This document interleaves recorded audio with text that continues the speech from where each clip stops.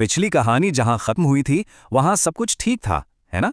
लेकिन फिर एक मोड़ आया, एक वादा, और उस एक वादे ने सब कुछ बदल दिया। तो चलिए आज उसी कहानी को आगे बढ़ाते हैं। बस बस इतना ही कहा था उसने। दिव्य की वो एक लाइन, बोट्स के बाद बात करेंगे। पता है वो मेरे लिए क्या थी? वो सब कुछ थी। मैंने अपना सारा का सारा भविष्य बस उसी एक भरोसे पर टिका दिया था। और बस मेरी कहानी का अगला चैप्टर उसी एक वादे से शुरू होना था। एक ऐसा वादा जिस पर मैंने आंखें बंद करके यकीन कर लिया था। सच कहूं तो मुझे एक पल के लिए भी शक नहीं हुआ। हो भी कैसे सकता था भला? उसकी बातों में एक सच्चाई थी। तो हाँ, मैंने यकीन किया और बस इंतजार करने लगा। और फिर शुरू हुआ वो मुश्किल दौर। मतलब एक तरफ तो बोर्ड्स का प्रेशर और दूसरी तरफ उसका इंतजार। ये दोनों चीजें ना साथ साथ चल रही थीं। तो बोर्ड्स शुरू हो गए।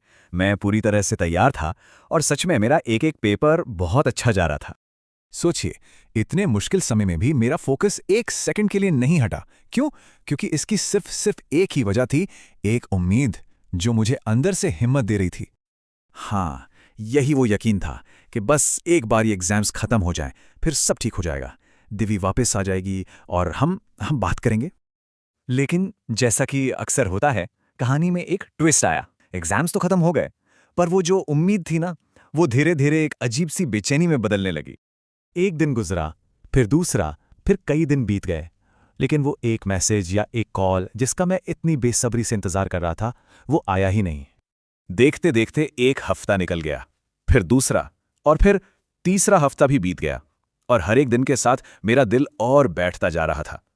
चारों तरफ बस खामोशी थी। तो 3 हफ्तों के उस लंबे मुश्किल इंतजार का नतीजा क्या निकला? कुछ नहीं, जीरो, सिर्फ एक खालीपन। तो जब इंतजार से कोई फायदा नहीं हुआ, मैंने खुद कोशिश करना शुरू किया। मतलब अब और चुप नहीं बैठा जा सकता था। मुझे जवाब चाहिए थे, हर हाल में।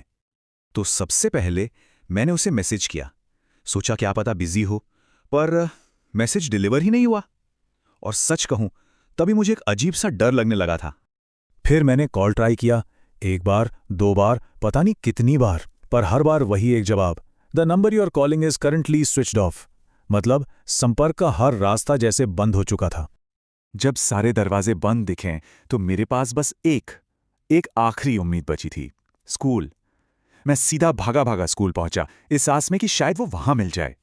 पर स्कूल पहुंचते ही मेरे पैरों के नीचे से जमीन खिसक गई। वो वहां थी ही नहीं। और बात सिर्फ उस दिन की नहीं थी। वहां जाकर पता चला कि बोर्ड्स के बाद से वो एक दिन भी स्कूल नहीं आई थी, जैसे जैसे वो गायब ही हो गई हो। तो अब मैं कहानी के एक ऐसे मोड़ पर आ खड़ा हुआ था जहां मेरे पास एक भी जवाब नहीं था।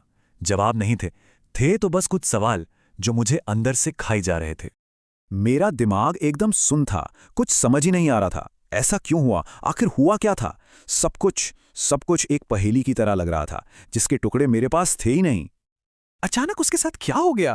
वो स्कूल क्यों नहीं आ रही? और सबसे बड़ा सवाल, वो मुझसे बात क्यों नहीं कर रही? उस वादे का क्या हुआ?